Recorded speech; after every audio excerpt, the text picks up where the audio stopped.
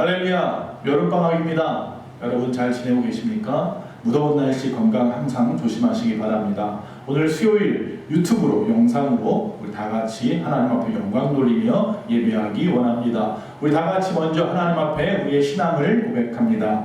전능하사 천지를 만드신 하나님 아버지를 내가 믿사오며 그 외아들 우리 주 예수 그리스도를 믿사오니 이는 성령으로 잉태하사 동정녀 마리아에게 나시고 본디오 빌라도에게 고난을 받으사 십자가에 못 박혀 죽으시고 장사한 지 사흘 만에 죽은 자 가운데에서 다시 살아나시며 하늘에 오르사 전능하신 하나님 우편에 앉아 계시다가 저희로서 산자와 죽은 자를 심판하러 오시리라. 성령을 믿사오며 거룩한 공예와 성도가 서로 교통하는 것과 죄를 사하여 주시는 것과 몸이 다시 사는 것과 영원히 사는 것을 믿사옵나이다. 아멘. 우리 다 같이 하나님 앞에 찬양하도록 하겠습니다. 당신은 영광의 왕, 당신은 영광의 왕, 당신은 평강의 왕, 당신은 하늘과 땅의 주, 당신은 정의의 아들, 천사가 무릎을 꿇고 예배하고 찬송하네. 영원한 생명 말씀, 당신은 예수 그리스도 주. 호산나 다윗의 자손께, 호산나 물러온 주의 왕, 높은 하늘에 영광을 예수 주 메시아에. 호산나 호산나 다윗의 자손께, 호산나 물러온 주의 왕, 높은 하늘에 영광을 예수 주 메시아에.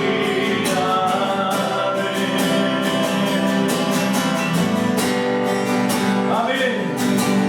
하늘을 바라보라 넓은 저 바다도 온 세상 주시 주님의 솜씨와 구름이 나여와 태양을 나여도 만물 주관하시는 주님의 성리와 고개를 들고 너는 마음을 열어 크신 주님의 능력을 바라보라.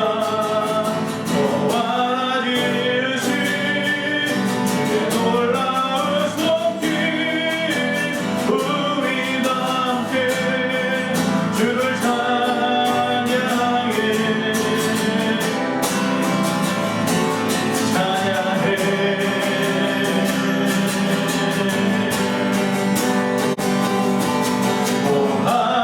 하늘과 땅 위에 만들어 겸손히 무릎 꿇고 주의 위엄 앞에 경배하라.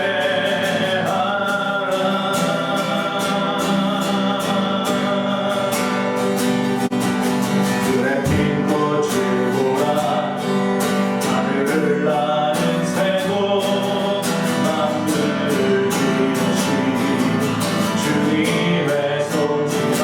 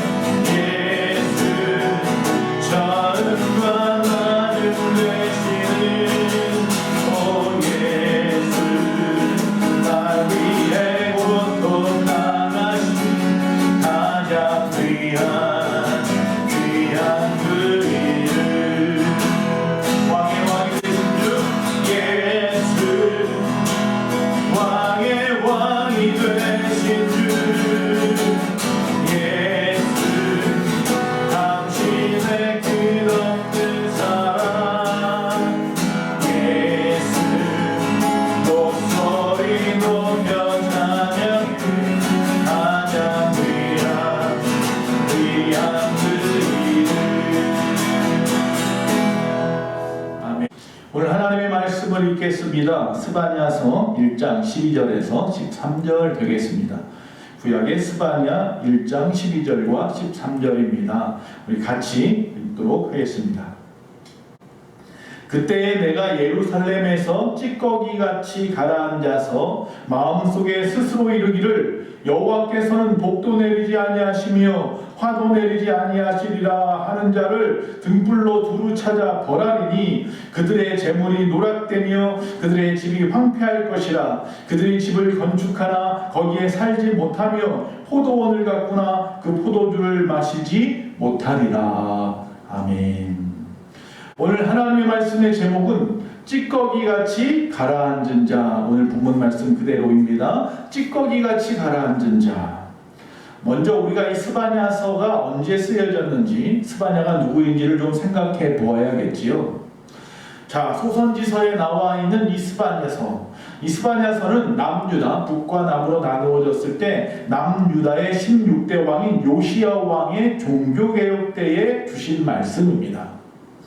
자, BC 722년에 북이스라엘이 아수르에게 먼저 망했습니다. 그리고 남유다에는 히스기야라고 하는 선왕이 있었고, 그러나 그 이후에 므낫세라는 왕과 아몬이라고 하는 왕이 우상 숭배를 함으로 말미암아 역시 남유다도 나날이 피폐해져 가고 있었습니다. 자, 그러나 그 후에 요시야라고 하는 8살밖에 안 된 왕이 세워지고 그가 20살이 되어 종교개혁을 시작한 것입니다. 그리고 26살이 되었을 때에 성전을 보수하다가 제사장인 hil기야가 그 안에서 하나님의 율법책을 찾게 됩니다.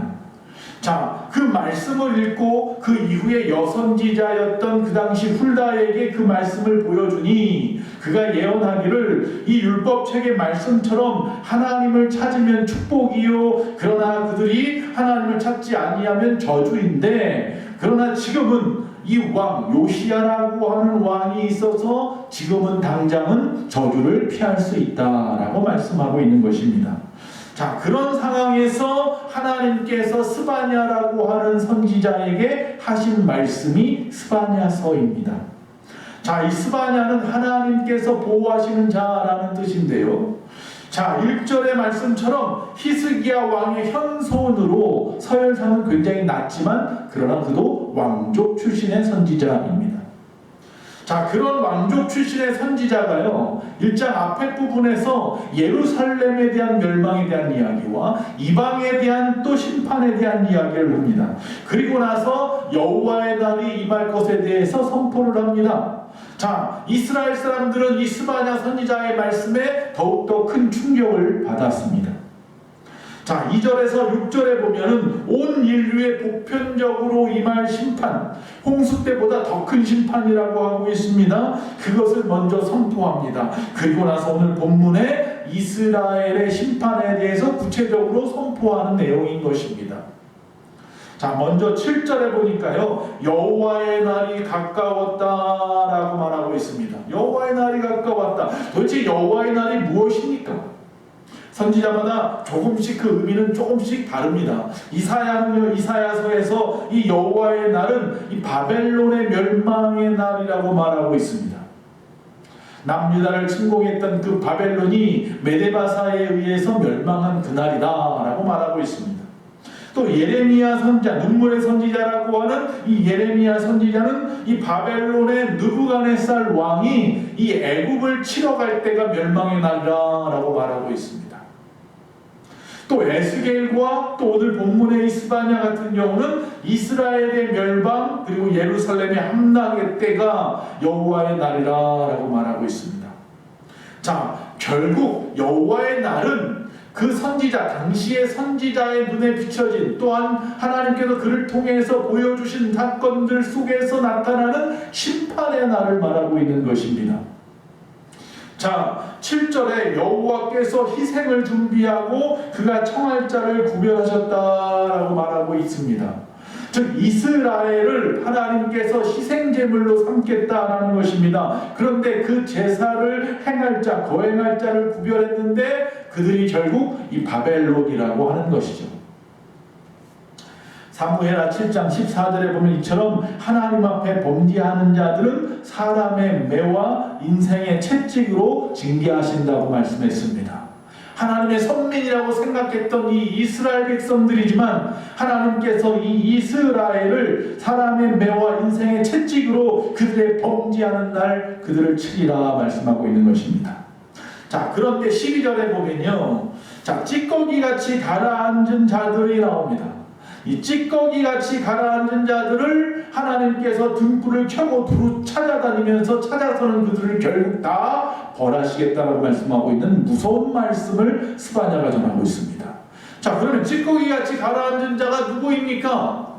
저는 언뜻 이 찌꺼기같이 가라앉은 자들에 대해서 언젠가도 말씀을 전한 적이 있는데요, 설거지통이 생각이 납니다. 설거지를 많이 한 다음에 그 설거지 한 물을 갖다가 보면 뿌에서 그 안에 뭐가 들어있는지 잘 몰라요. 손을 이렇게 막 휘저어다 보면 그 안에 찌꺼기들이 막 위로 올라오는 것을 보게 됩니다.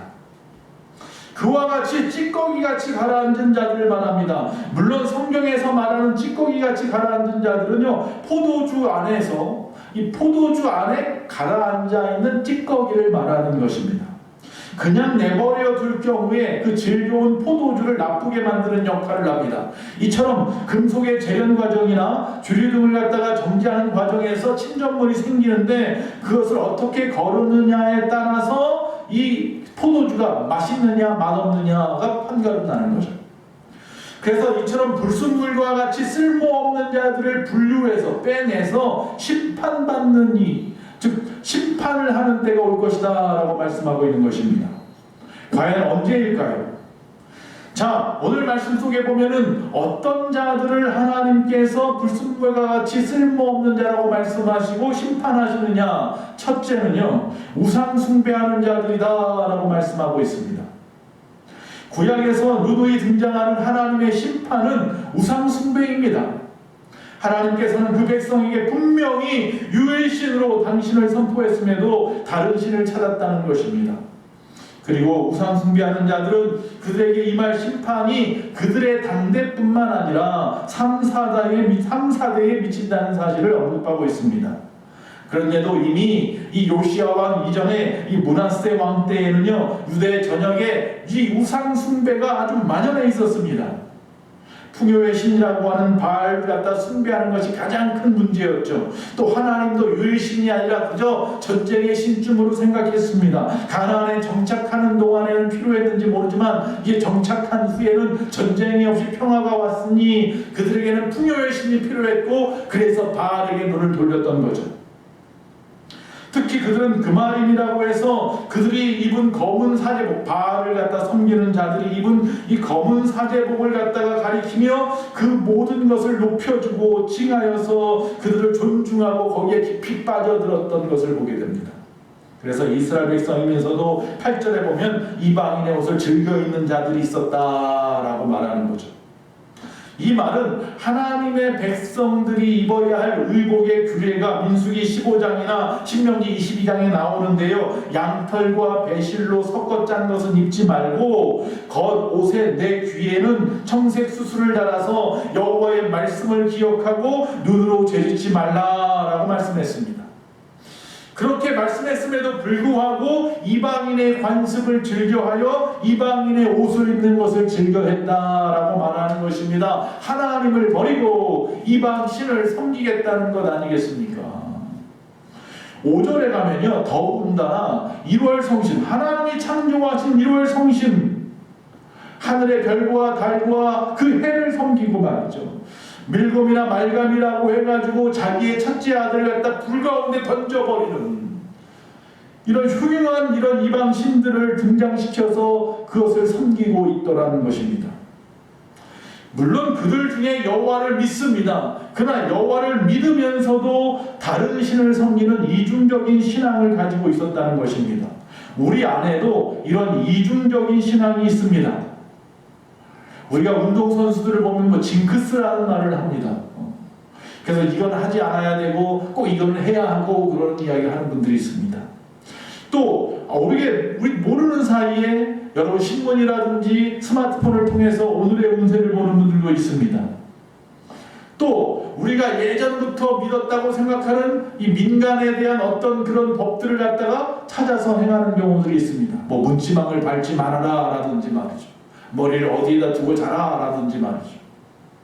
또 1년을 시작할 때 되면 또 점을 치는 사람도 있습니다.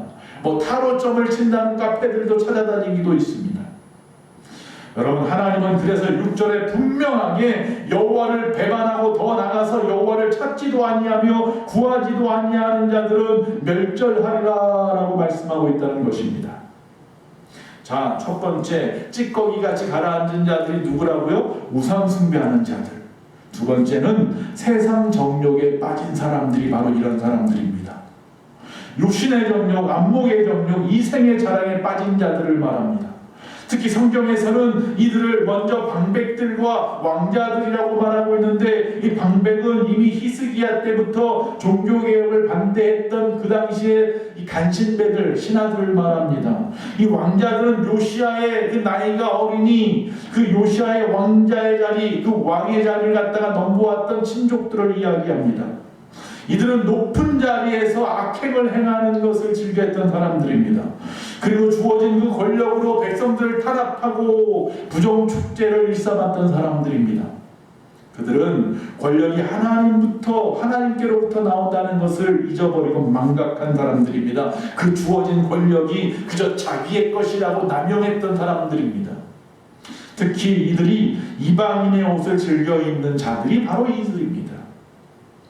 그리고 9절에 보면요, 문턱을 뛰어넘어서 포악과 거짓을 자기 주인의 집에 채운 자들이라 라고 말씀하고 있습니다.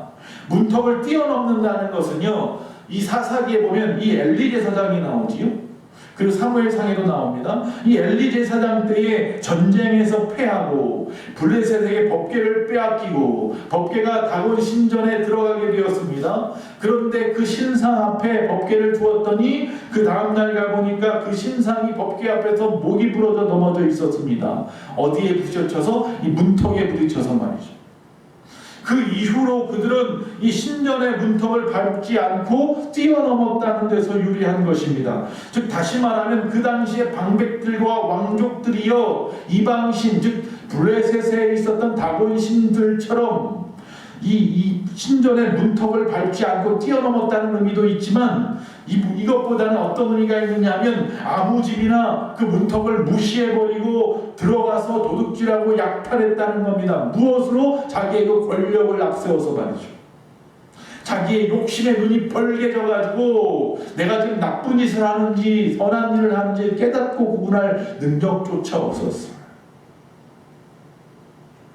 세 번째, 찌꺼기같이 가라앉은 자는 누구냐 하면 하나님을 믿기는 믿으나 잘못 믿는 사람들입니다. 우상 숭배가 나쁜 건 눈에 보입니다. 세상의 정욕에 빠져 사는 건 눈에 보입니다. 그런데 교회에 나와요. 예배도 드려요. 기도도 합니다.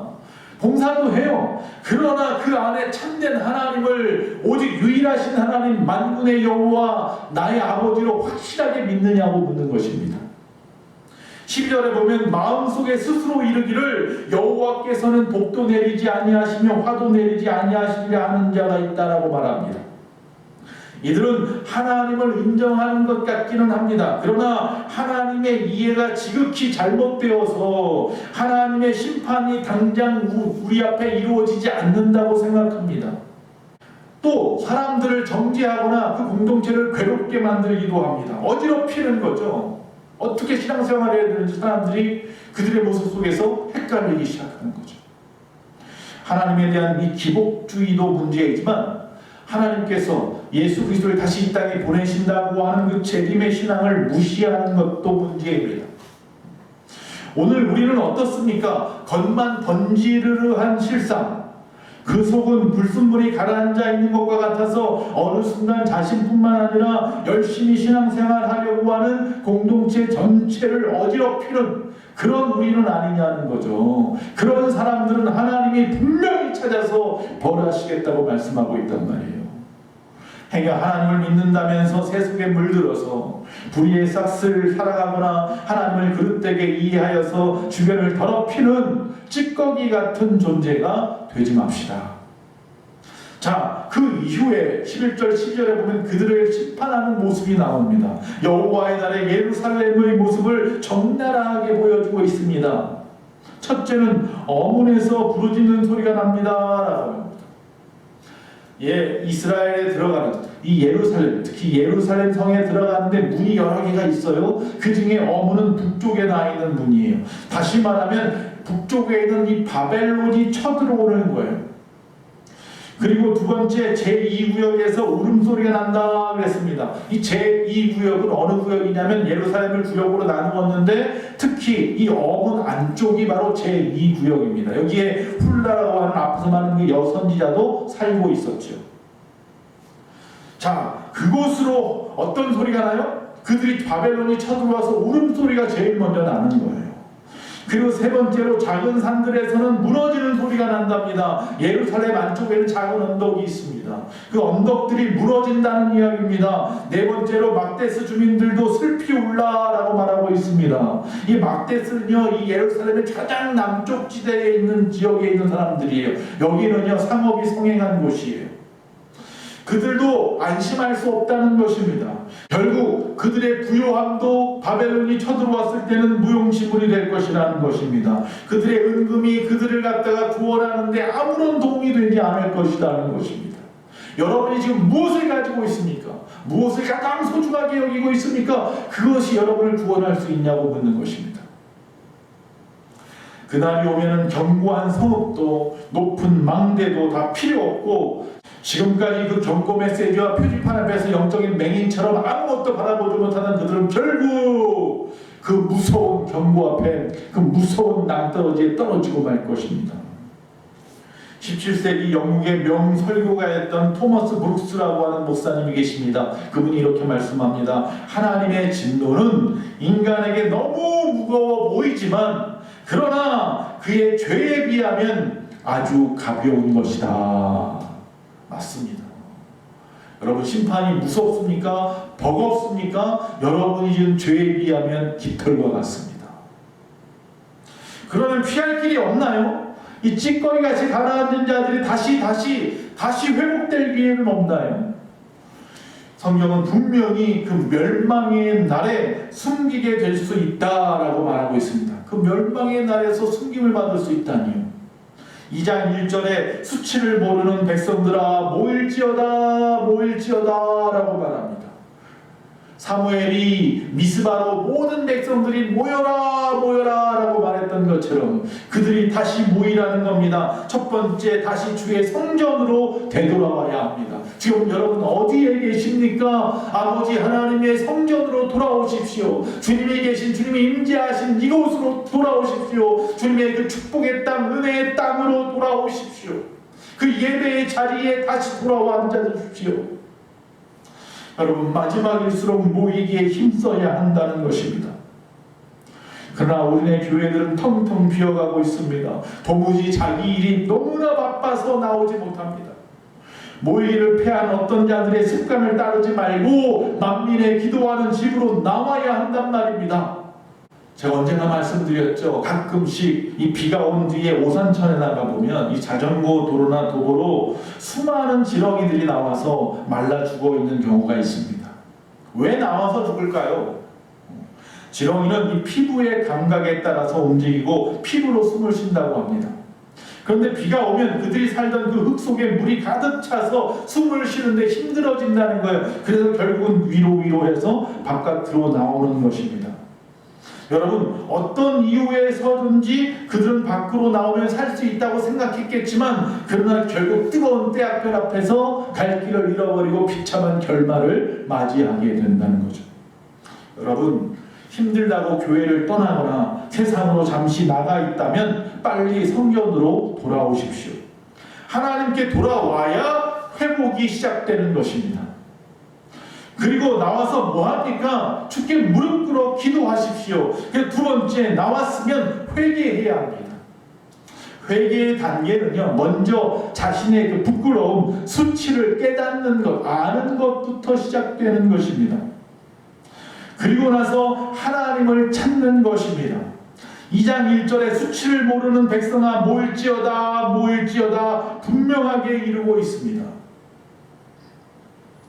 3절에 보니까 여호와의 규례를 지키는 세상의 모든 겸손한 자들아 너희는 여호와를 찾으며 공의와 겸손을 구하라. 너희가 혹시 여호와의 분노의 날에 숨김을 얻으리라. 할렐루야. 혹시라고 말입니다.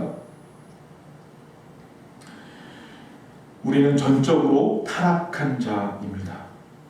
종교개혁 이전의 가톨릭 시대처럼 내 힘으로는요 어떤 자력 갱생도 이루어지지 않습니다.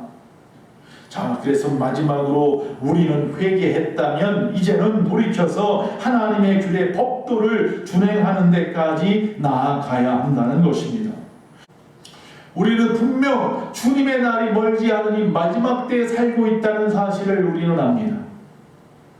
여러분, 하나님이 베푸신 그 은혜를 망각하고 막연하게 그저 달될 것이라고 하는 그런 바람, 이건 악함입니다. 사실은 그렇게 살아가고 있지는 않습니까? 주일날 교회에 나오고 기독교인이라고 한다고 우리가 스스로를 갖다가 인정하지만 하나님도 과연 그렇게 생각하실까요? 자, 그런 우리는 1장 6절에 하나님을 따르지 않고 찾지도 구하지도 않는 자는 멸절하리라 라고 하는 이 하나님의 경고의 말씀 앞에 자유로울 수 있냐는 거죠. 제가 지난주 새벽 예배 때 고린도전서를 보고 있는데 고린도전서 10장 1절에서 13절 말씀을 가지고 나눈 적이 있습니다. 자, 이 고린도 교회의 모습을 이스라엘의 모습에다 빗대어서 바울이 이야기를 합니다. 언제? 출애굽한 이후의 이스라엘 백성의 모습입니다. 이스라엘이 이 애굽에서 나와서 하나님의 구름 아래에 있었고 또한 홍해를 갖다가 가로질러서 세례를 받고 나왔으며 하나님의 신령한 음식 만나와 신령한 물 반석에서 나오는 영원히 마르지 아니할 우리 생수 대신 예수 그리스도의 예표가 되는 그 물을 마셨음에도 불구하고 그들의 다수는 하나님이 기뻐하지 않으셨다라고 말하고 있습니다. 즉 우리는 잘 압니다. 그 1세대는 전부 광야에서 죽었습니다. 누구 빼고 여호수아와 갈렙 두 사람만 빼고 말입니다. 2세대가 그들이 가나안에 들어가는 거예요. 자, 결국 그들은 광야에서 다 망해버렸습니다. 그들은 우상 숭배했더라. 앞에서 말한 것처럼 말이죠. 이스라엘 백성들이 어떻게 우상 숭배했습니까? 광야에서 나와서 모세가 호렙산에 올라가서 하나님으로부터 십계명을 받는 그 40일 동안 그것을 버티지 못하고 인내하지 못하고 아론을 갖다 협박하여서 아론이 무서워서 애굽에서 구했던 금송아지 만들어 놓고 이게 하나님이라 하니까 그 앞에서 먹고 마시고 춤을 추더라. 또 그들에게는 음행이라. 발람 선지자의 그 꾀임에 넘어가서 결국은 모압 여인들하고 이스라엘 백성들이 음행하였다가 23,000명이나 되는 자들이 그 자리에서 죽었다. 또 그들에게는 시험하는 것이다. 하나님을 시험하다니요. 결국 하나님은 그들에게 독사를 풀어서 뱀을 풀어서 그들을 죽게 하면서 노뱀을 갖다가 장대 높은 곳에 만들게 하고 그것을 쳐다보는 자들만 살아날지어다. 오직 예수 그리스도의 십자가를 바라보는 자만이 구원을 얻는 거지요. 그리고 그들은 원망하였다. 12명의 정탐꾼을 갖다가 가나안에 보냈더니 40일 동안 정탐하고 와 산다는 소리가 여호수아 갈렙 뺀 나머지는 우리는 그들 앞에 메뚜기만도 못하다. 다 죽게 생겼다 원망하였더니 그 원망을 따라서 원망이 전염되었고 그 전염병에 들은 자들마다 다 죽임을 당하였던 것을 우리가 압니다. 이런 방법으로 이스라엘 백성들은 죽어갔습니다. 우상 숭배 때문에 음행 때문에 하나님을 시험함으로 말미암아 하나님을 원망함으로 말미암아 1세대는 전부 멸망하였다.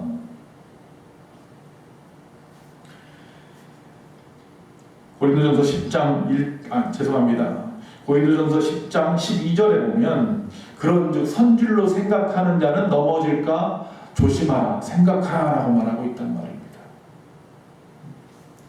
여러분 그 전에 보면 고린도전서 9장 마지막 절 27절에 보면요 바울이 이렇게 말합니다. 자신도 복음을 전파한 후에 버림을 당할까봐 두려워한다라고 말하고 있습니다.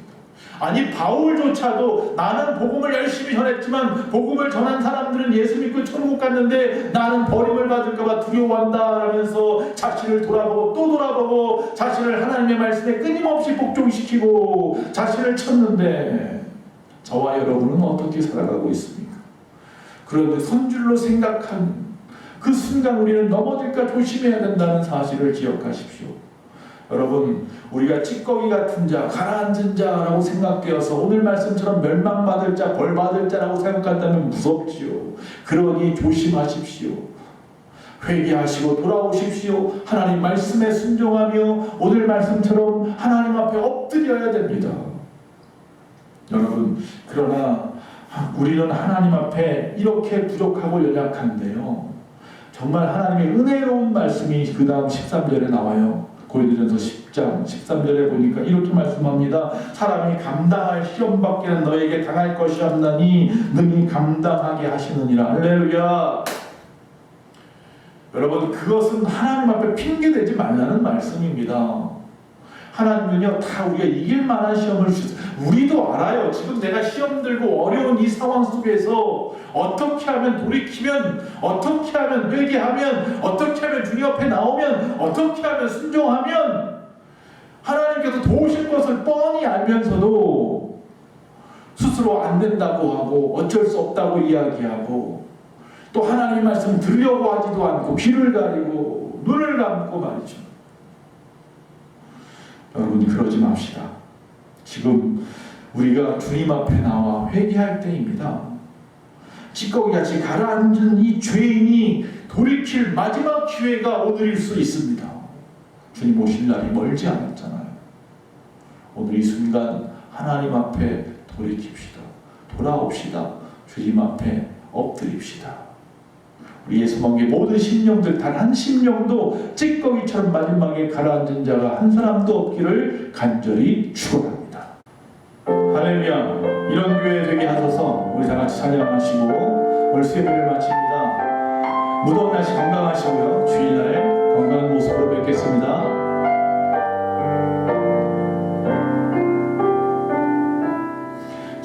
진정한 예배가 숨쉬는 교회 주님이 주인 되시는 교회 믿음의 기도가 쌓이는 교회 최고의 찬양을 드리는 교회 말씀이 살아 움직이는 교회 성도의 사랑이 넘치는 교회 섬김과 원신이 기쁨이 되어 열매 맺는 아름다운 교회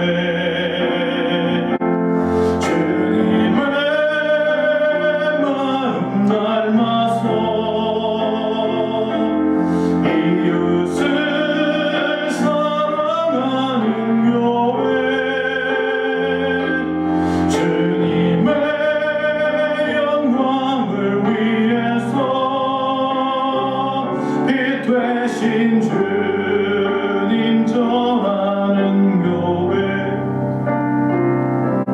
사랑의 불꽃이 활짝 피어나 쌀마다 사랑에 빠지는 교회 주께서 사랑하는 우리 교회가 이런 교회 되게 하소서.